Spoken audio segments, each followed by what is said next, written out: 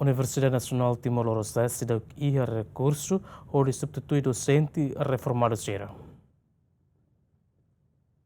Reitor Universidade Nasional Timor Lorosa'e hateten dadaune UNITEL seidauk rekursu hodi substitui dosente reformadu na intolunulu resin nebemak reforma ona liu docente sira e departamento portuguesa. Reitor UNITEL afirma ligado ao docente balu nebe reforma ona mak universidade se esforço hodi resolve nune labele implica ba processo aprendizagem UNITEL.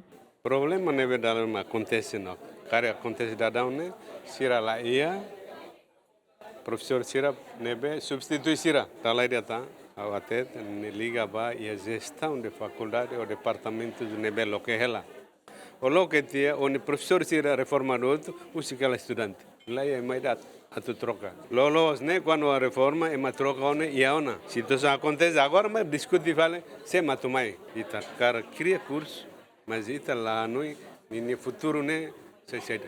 Claro que curso né lá vale tá. De maneira saída deita a missão para nem existe na foto e tem que lá boa. Reformado baona né obrigatório lá vela continuar no põe assume semana ida e problema sira nessa né acontece e a resposta macana gestão lá los enquanto é uma reforma mas ita lá tem se uma troca pelo contrário se ita los gestão dia o entelma ao pedir função pública atual recrutamento lá ao contrário lá necessidade né e o entel lá a função pública o entel que tem algo para resolver a situação da né reforma baona mas curso tem que ir lá e dar responsabilidade do entel para resolver curso lá velta. Do herdado Suci Direção Nacional Recurso Humano UNITEL, funcionário permanente nebema kalauknar iha UNITEL, hamutuk atus hatresin, usi número ne tolunulu resin mak reforma ona, na maioria docente sira husi departamento portuguesa. Equipa cobertura, GMN.